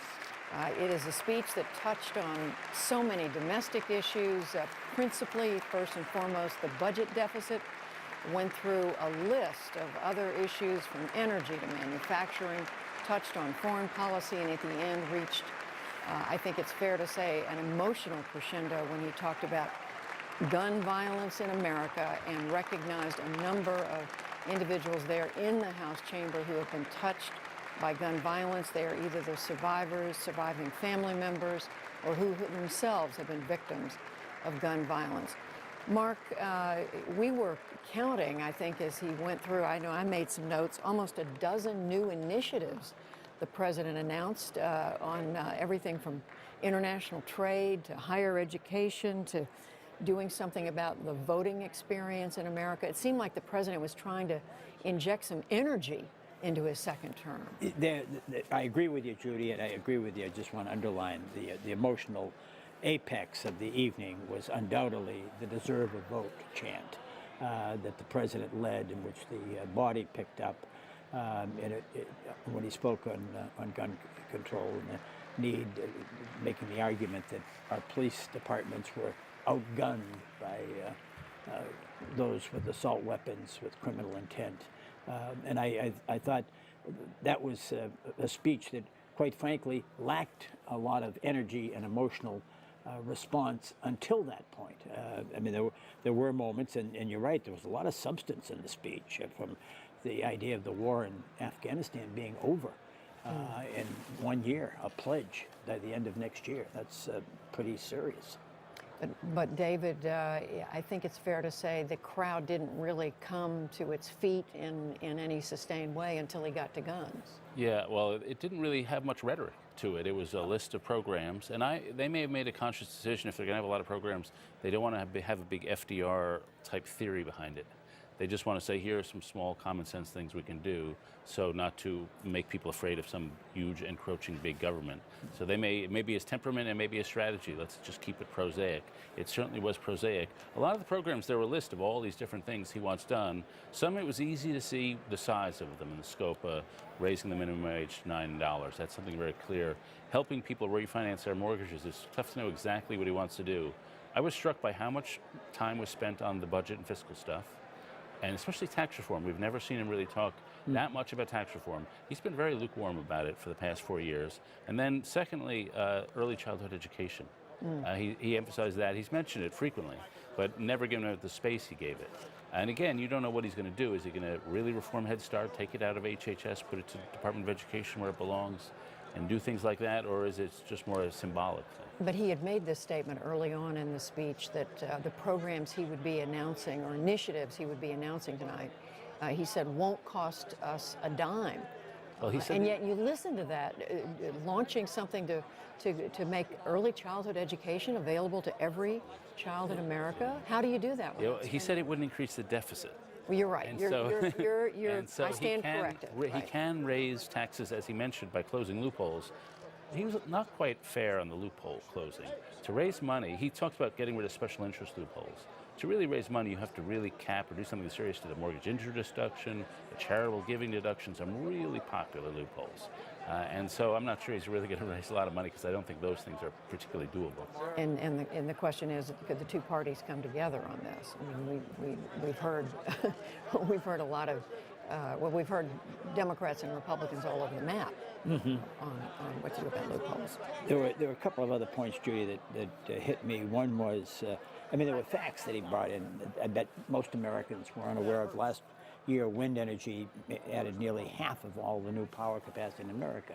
I mean, I think that would come to most Americans as interesting, and that home purchases are up by nearly 50%. But you're right. I mean, the language he used was fewer than 3 in 10 4-year-olds are in a high-quality preschool program today. And the two states he cited both have Republican governors and Republican delegations, Georgia and Oklahoma, as the models that he wanted the Which rest of was the country to emulate. So he's talking about spending money now that will be paid back later because these children will go on to get a lot of education, and they will be contributing members I of mean, society. they're great and they'll pay programs, taxes. and Oklahoma is a model program, and it's done by Republicans, and so it could be a bipartisan source of agreement. But it's still, these things do cost a lot of money. When they've tried to expand early childhood in places like California with the Rob Reiner's proposition, it's hit some political headwinds that was defeated. And so these are not easy lifts, and they're reasonably expensive. To me, worth doing, but they're heavy lifts. What about raising the minimum wage? We just double-checked it. It's $7.25, I believe, right now. To raise it to $9 an hour? Well, I think it's a pretty straightforward argument. If you work 40 hours a week, 52 hours, 52 weeks a year, you should rise above poverty. I mean, that. And that was his argument. And that's the argument. I think it's a straightforward one. At $9 an hour, 10 states already linked their minimum wage to inflation. Yeah, the counter argument, of course, is that actually relatively few people are working full-time at the minimum wage. It's generally part-time workers. But the second argument is, and this is reasonably well established, though somewhat debated among economists, you do lose a lot of jobs. Low school workers, the restaurants and other places cut the number of workers if they have to pay each individual worker more. Even if it's a dollar or something. Yeah, I would think there are competing studies economic views on that, and in fact, done between Pennsylvania and New Jersey, study that suggests that was not the case. But the idea that if somebody can't pay the minimum wage to their workers, then they probably shouldn't be in business. While we're chewing over, shall we say, the president's remarks, he continues to make his way out of the House chamber, followed by a group of leaders of the House and Senate, greeted maybe by some of the same people who welcomed him when he came in. Mm-hmm. They're there to say hello to him and thank him as he goes out, and I guess he's being asked to autograph copies of the speech. Is that what it looks like? That's what Yes, it is. That's exactly what it is. And we just want to let our audience know that once the president leaves the House chamber, 5 minutes later, I guess the clock will start running after he leaves, we will hear the Republican response from the junior senator from the state of Florida, Marco Rubio. So we will be looking for that. What's interesting is that the president spoke about learning English, and that as a precondition for citizenship, and that Marco Rubio, one of the reasons he was chosen is that he is perfectly bilingual and will deliver the speech in both English and Spanish. So he'll go back and forth. Well, I think he's already. I think sure. it's separate. I think he's already done it in Spanish. And they'll be broadcasting. Yes. But he's of course the son of Cuban emigres. That's right. And Cuban emigres. And Democrats have been doing this for a long time. Right. I mean, Antonio Villaraigosa did. They'd have an Anglo speaker and a Hispanic speaker. They've combined it in one. The Republicans have with Rubio. And we're listening right now to the House Speaker saying the House will come to order. The president, we see him just about to exit the door, wanting to shake every single hand. I remember when President Clinton was in office, reaching 3 and 4 and 5 rows back to make sure he didn't miss a single hand on his way out the door. Now he gets the pages at the back. The pages, they line up back there. That's right. So we will wait a few minutes before we hear from Senator Rubio. But let's go back and talk about what the president had to say, David, when it comes to the deficit and dealing with the debt. It sounded to me as if he not only he didn't say anything new, but he stood his ground and he said, I don't believe this country needs to do something about taxes, cut taxes on the backs of senior citizens who are counting on Medicare and counting on Social Security. Yeah, though he did very modest Medicare reform. He's always given us a sort of gesture to that. It was not enthusiastically embraced by the crowd. There was not a standing ovation for reforming Medicare. But didn't he say, I'm referring to those wealthy seniors who are right. Who are at the higher income level. And he has talked about leaving everything that was on the table in the earlier budget negotiations. All that stuff is mostly still on the table.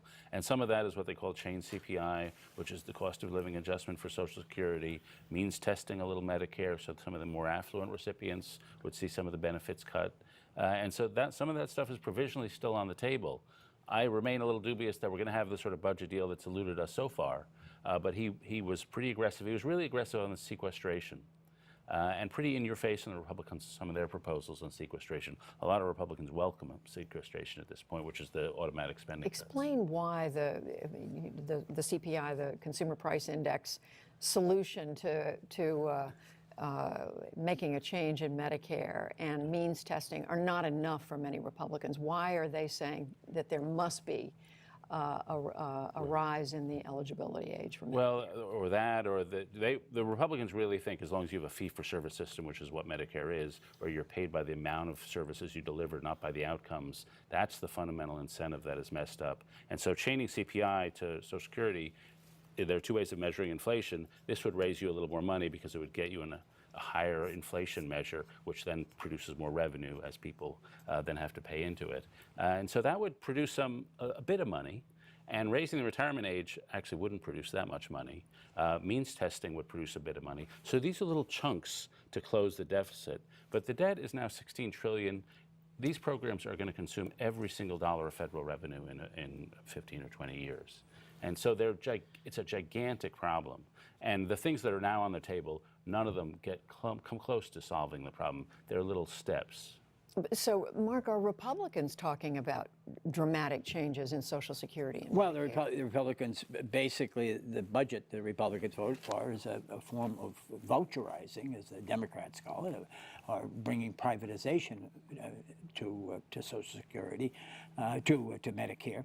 And what I think we saw tonight was that the middle is a very lonely place.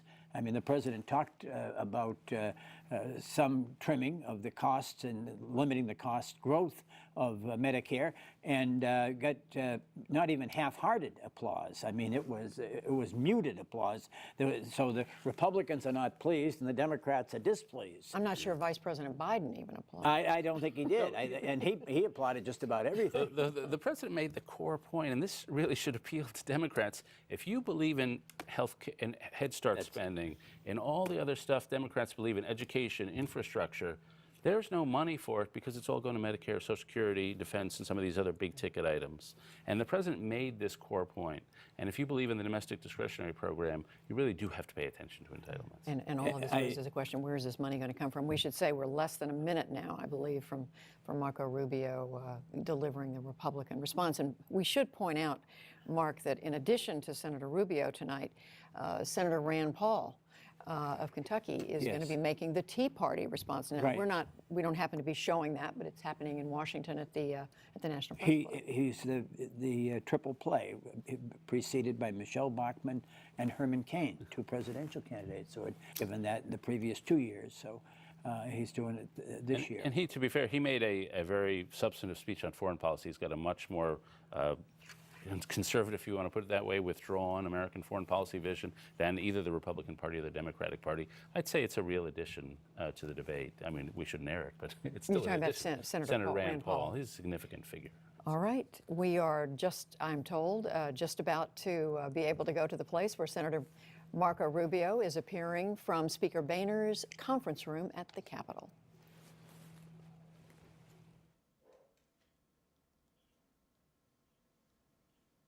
Good evening. I'm Marco Rubio. I'm blessed to represent Florida in the United States Senate. Let me begin by congratulating President Obama on the start of his second term.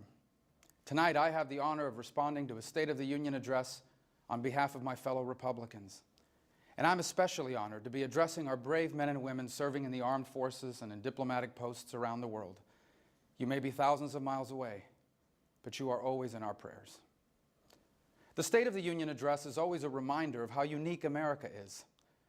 See, for much of human history, most people were trapped in stagnant societies where a tiny minority always stayed on top and no one else even had a chance.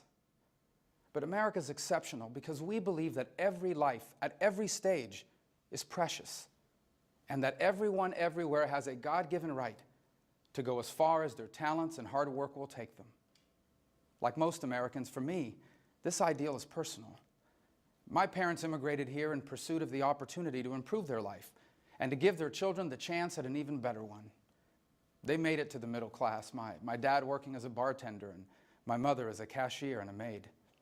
I didn't inherit any money from them, But I inherited something far better, the real opportunity to accomplish my dreams. This opportunity to make it to the middle class or beyond, no matter where you start out in life, it isn't bestowed on us from Washington. It comes from a vibrant, free economy where people can risk their own money to open a business. And when they succeed, they hire more people who in turn invest or spend their money they make helping others start a business and create jobs. Presidents in both parties, from John F. Kennedy to Ronald Reagan, have known that our free enterprise economy is the source of our middle-class prosperity. But President Obama, he believes it's the cause of our problems. That the economic downturn happened because our government didn't tax enough, spend enough, or control enough.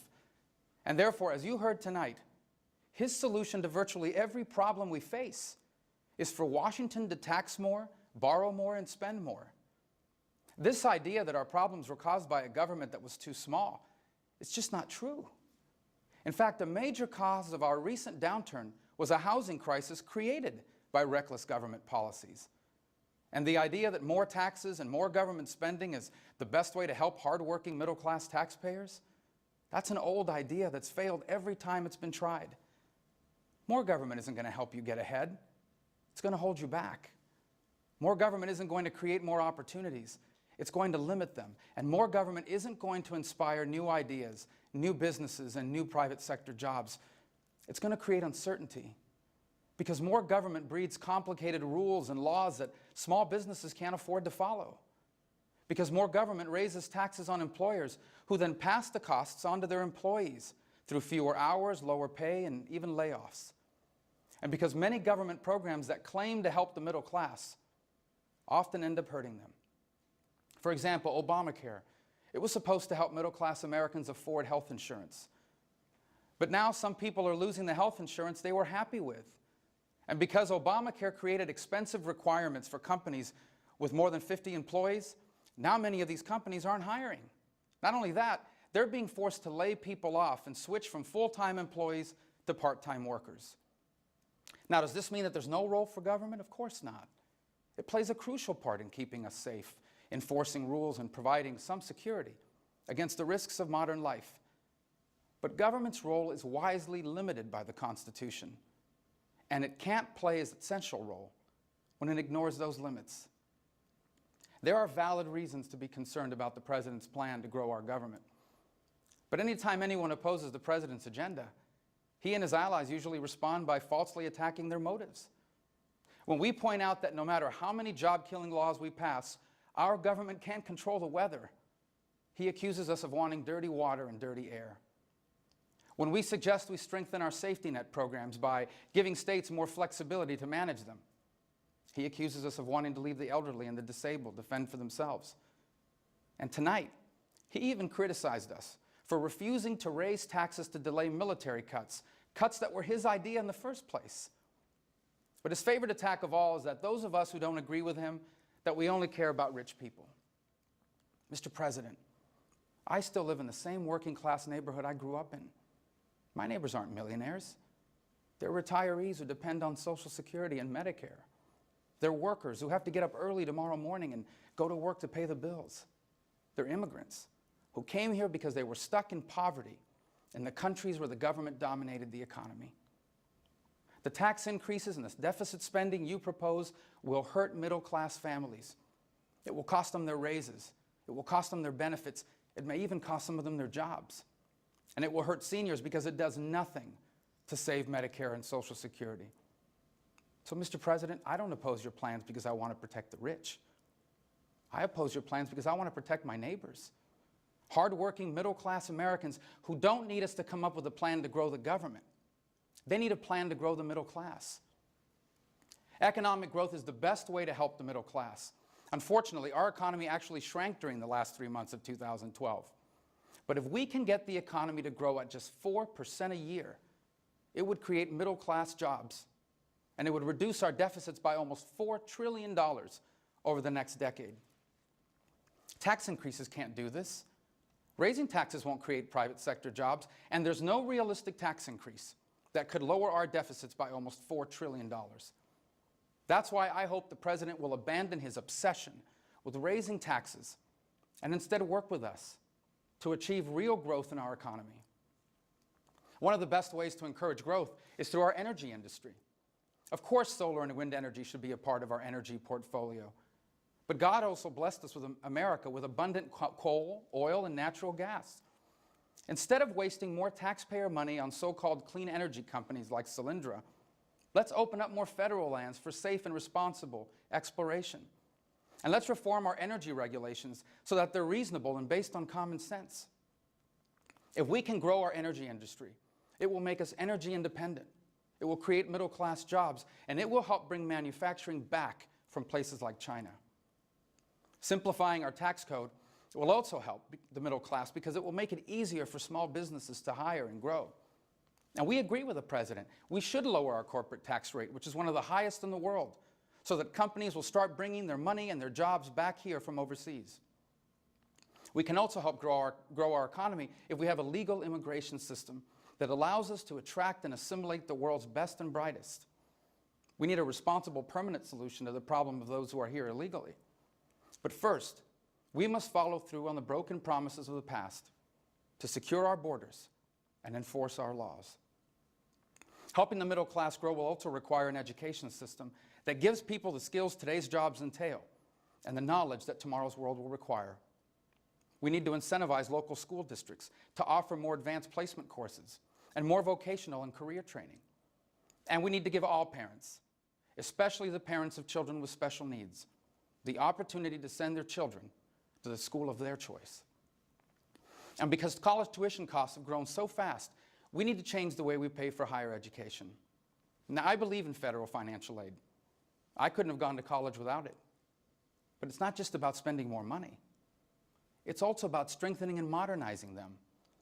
The 21st century workforce should not be forced to accept 20th century education solutions. Today's students aren't only 18-year-olds. They're returning veterans. They're single parents who decide to get the education they need to earn a decent wage. And they're workers who have lost jobs that are never coming back and need to be retrained.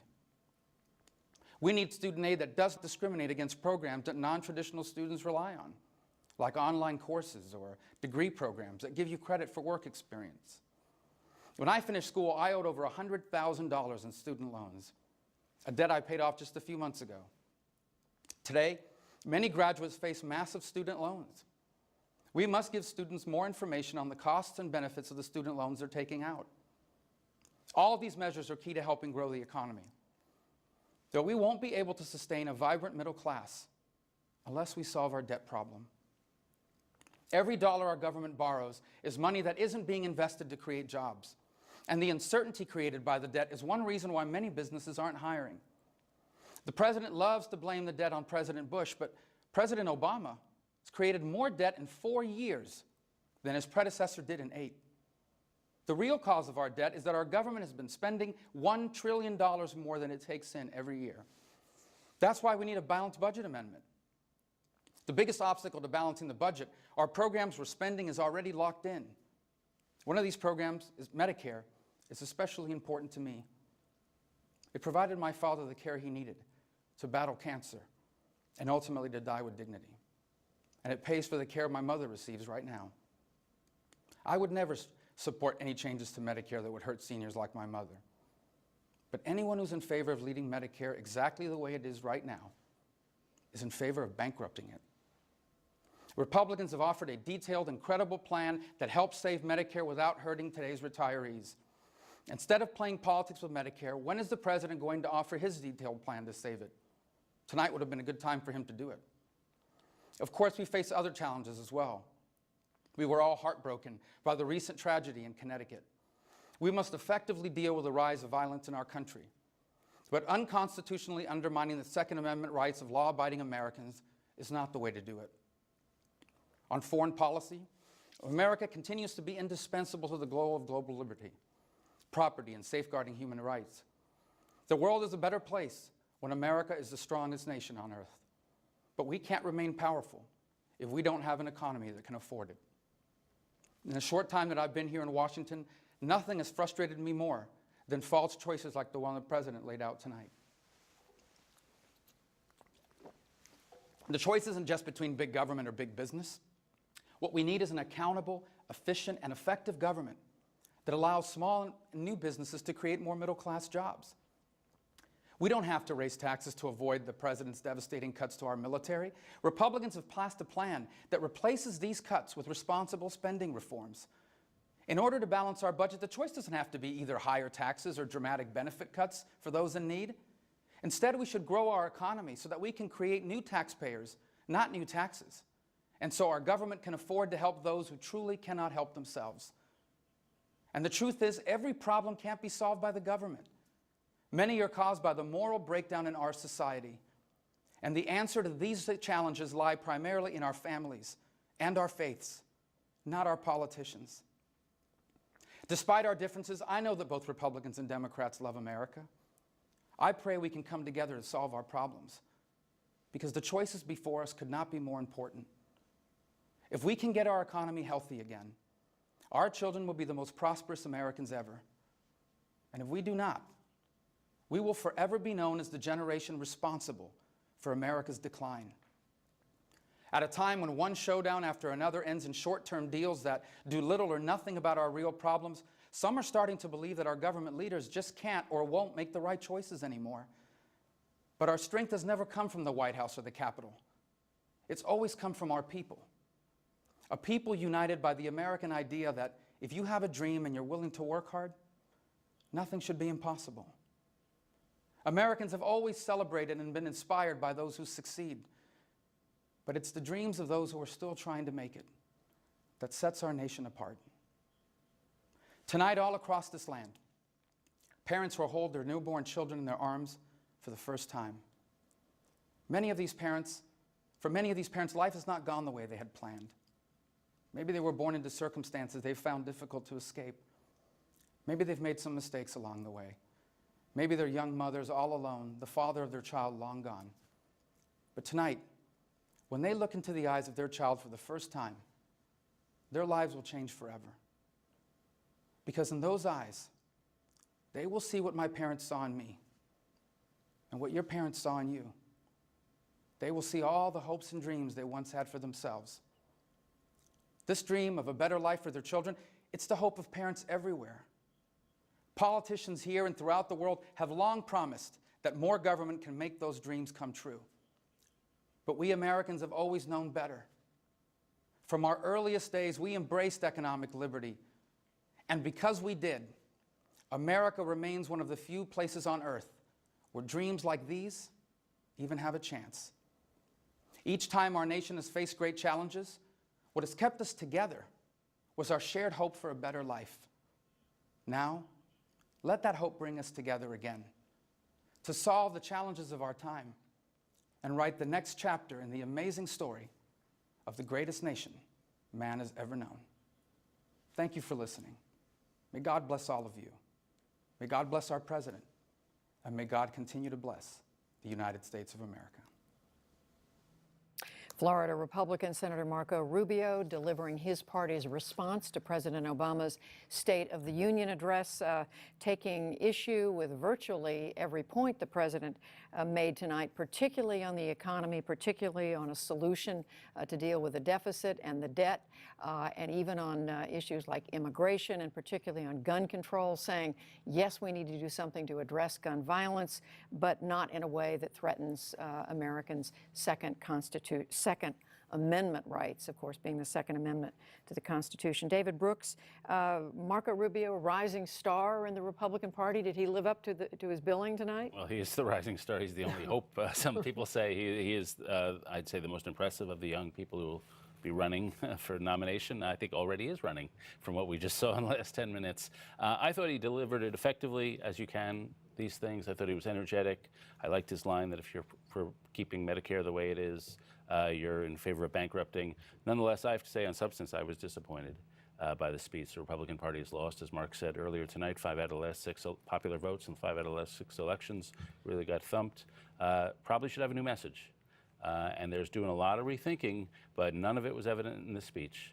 He ended with the peroration on the mother, maybe the single mom looking into her child's eyes. What are you offering her?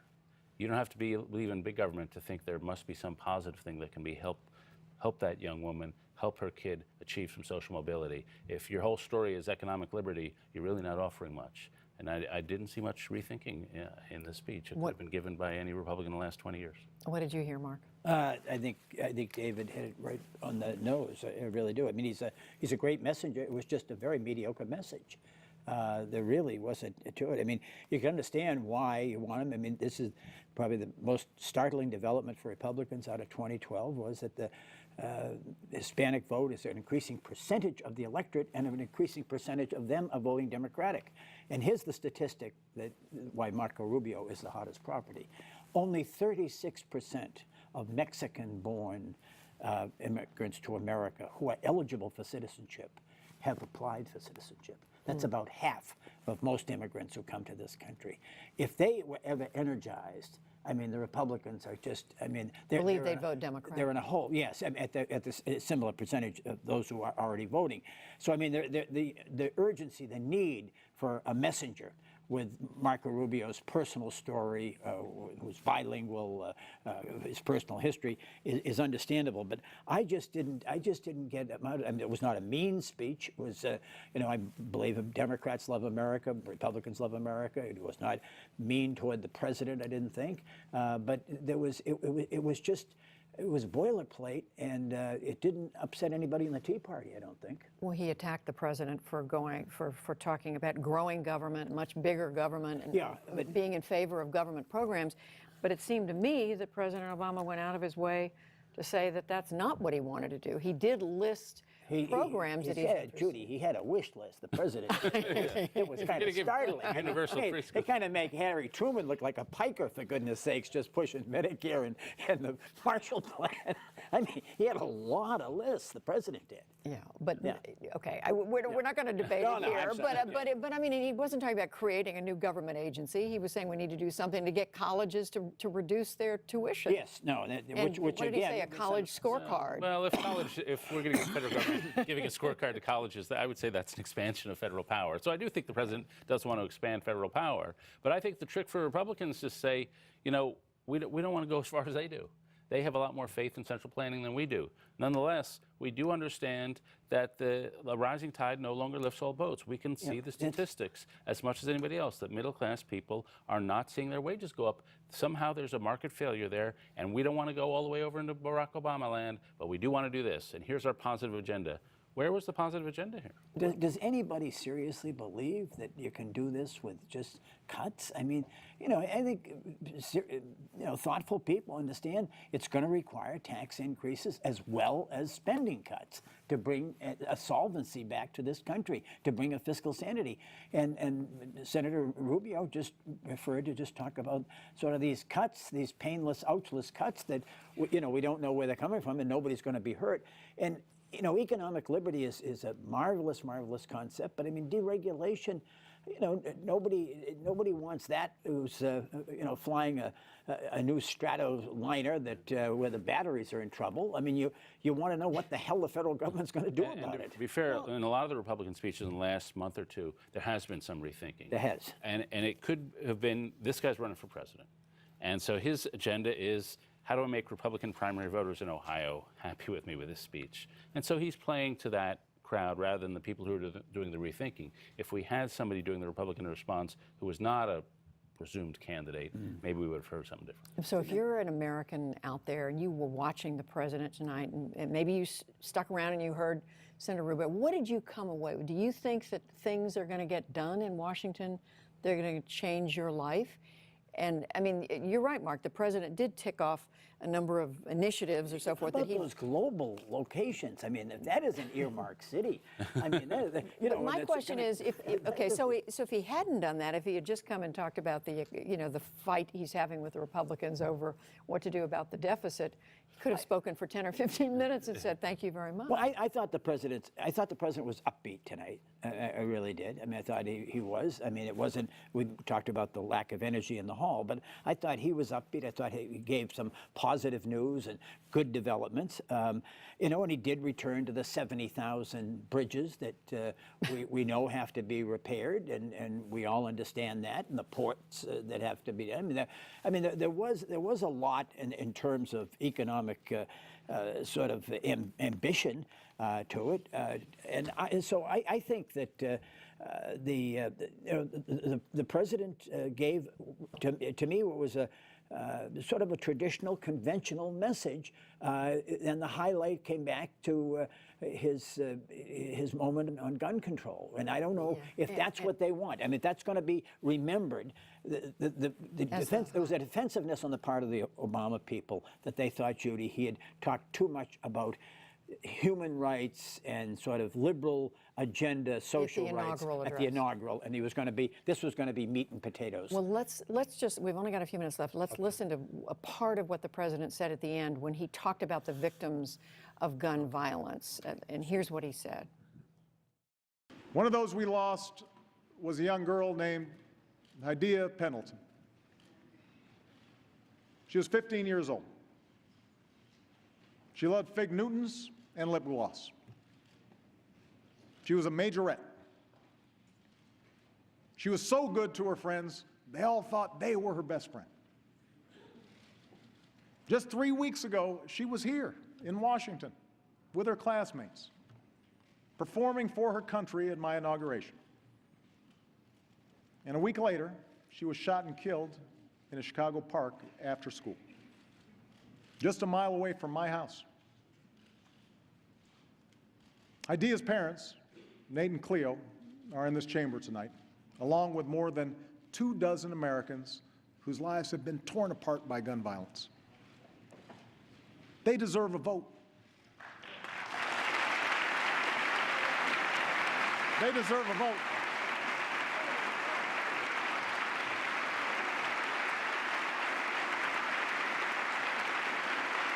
They deserve a vote.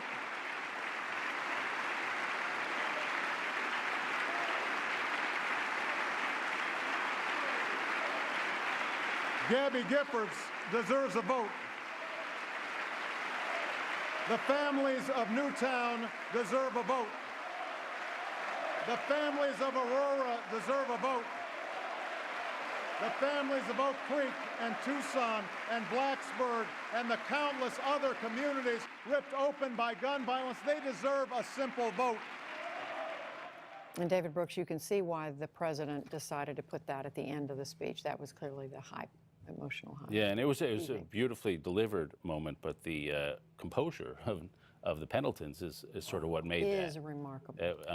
Their ability to say, to really be about the issue, to stand up and give that applause, to keep it together, to see Gabby Giffords unable to clap, that adds power. And coming off of this, Mark, we don't know what's going to happen with gun control legislation. Most people think assault weapons ban will not happen, maybe background check. I'd say its chances improved tonight, and it got a lift, Judy. I really do. I mean, I think there was a sense in this city tonight that it's possible, and that there's a human face to this right now that Newtown has given it, that the Pendletons have given it.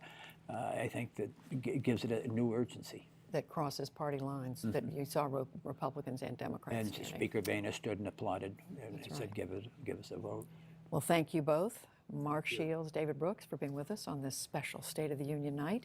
And with that, we end our coverage of the President's State of the Union address. We will be back at our regular time tomorrow for the NewsHour. Don't forget, you can still join our Google Plus Hangout, hosted by NewsHour political editor Christina Bellantoni. It's going on the web, and that's at newshour.pbs.org. Plus, you can watch all of tonight's speeches on our YouTube site. I'm Judy Woodruff. On behalf of all of us at the NewsHour, thank you for joining us, and good night. Major funding for the PBS NewsHour has been provided by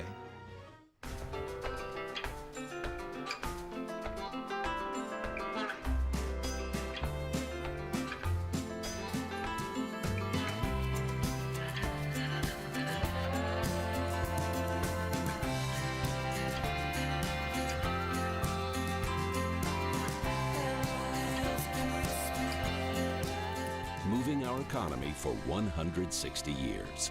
BNSF, the engine that connects us. And by the Bill and Melinda Gates Foundation, dedicated to the idea that all people deserve the chance to live a healthy, productive life. And with the ongoing support of these institutions and foundations. And this program was made possible by the Corporation for Public Broadcasting and by contributions to your PBS station from viewers like you. Thank you.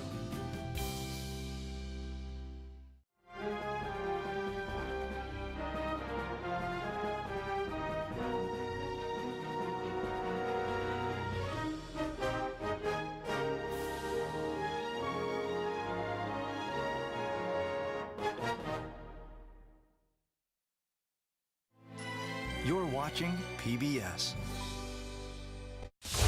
Up next, join Charlie Rose and guests for stimulating discussions about today's top stories and late-breaking events. That's Charlie Rose, next. 13 celebrates Vivian and Nathan Lorman, whose generous support helps make your favorite public television programs possible. We thank Vivian and Nathan Lorman and all of our patrons. How can sandstorms in the Sahara transform the Amazon rainforest over 5,000 miles away? Why does a vast undersea waterfall in Antarctica lead to a feeding frenzy near the equator? Eyes in Space reveal the answer. Satellites turn invisible processes into visible things we can see and then understand. Earth from Space on Nova. Join us Wednesday night at 9 on 13.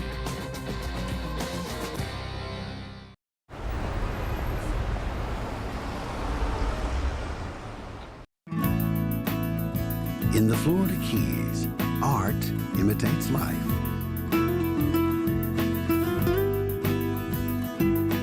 And life imitates art. Where every night is a spectacular show. And every day is another masterpiece. The Florida Keys and Key West. After sold-out performances last season, Shen Yun returns to Lincoln Center with an all-new show and live orchestra. To secure the best seats, visit shenyun.com. Were you in a panic all morning because you couldn't get in touch with Mom? If this made you realize you can't take care of her on your own anymore, Partners in Care can help by getting her the home care she needs in as little as 24 hours. By asking just the right questions, we'll determine which of our certified home health aides best fits her needs. For private professional home care you can count on right now, call Partners in Care, part of the Visiting Nurse Service of New York. Actions of Iran have shocked the civilized world. The fact that Argos is a true story is what makes it really interesting. Hi, I'm gonna get you home.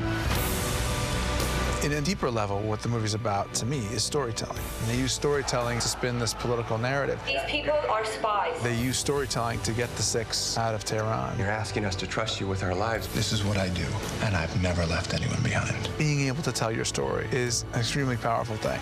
Argo, rated R, now playing in select theaters. Like to shop? Shop 13 at shop13.org, your online store for public television's very best, where every purchase helps support your favorite station. It's in the bag at shop13.org, and members always get a discount. 50, it should be 100, and it will. I may not be here. Funding for Charlie Rose was provided by the following.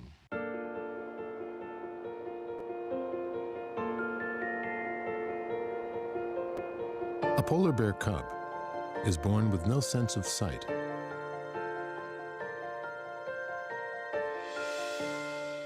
We're helping ensure they're born with a sense of home. Details on special edition Coke packages or at arctichome.com on how to join Coca-Cola in helping to protect the polar bear.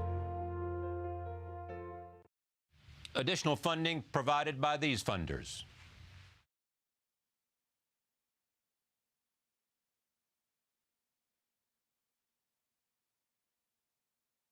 And by Bloomberg, a provider of multimedia news and information services worldwide.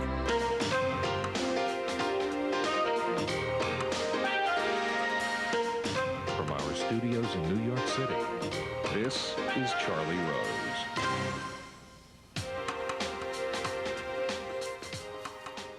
Welcome to our program. We come to you live from Boston, Washington, and New York. This evening, President Obama delivered his first State of the Union address since his re-election. Seated among the lawmakers in the House chamber were Americans who symbolize the president's priorities. They included small business owners, young undocumented immigrants, and victims of gun violence. The president became emotional when he spoke about preventing further shootings, just as he was in the aftermath of Sandy Hook. He also sought to ignite the country with his vision for a stronger middle class.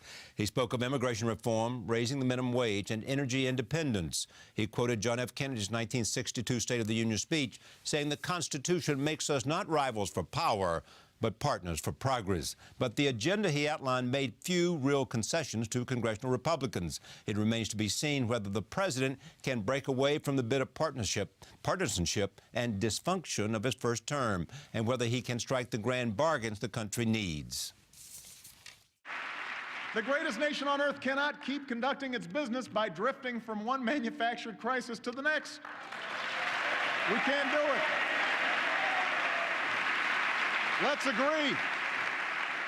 Let's agree right here, right now, to keep the people's government open and pay our bills on time and always uphold the full faith and credit of the United States of America. Our economy is stronger when we harness the talents and ingenuity of striving, hopeful immigrants. And right now, leaders from the business, labor, law enforcement, faith communities, they all agree that the time has come to pass comprehensive immigration reform. Now's the time to do it. Now's the time to get it done. If you want to vote no, that's your choice. But these proposals deserve a vote.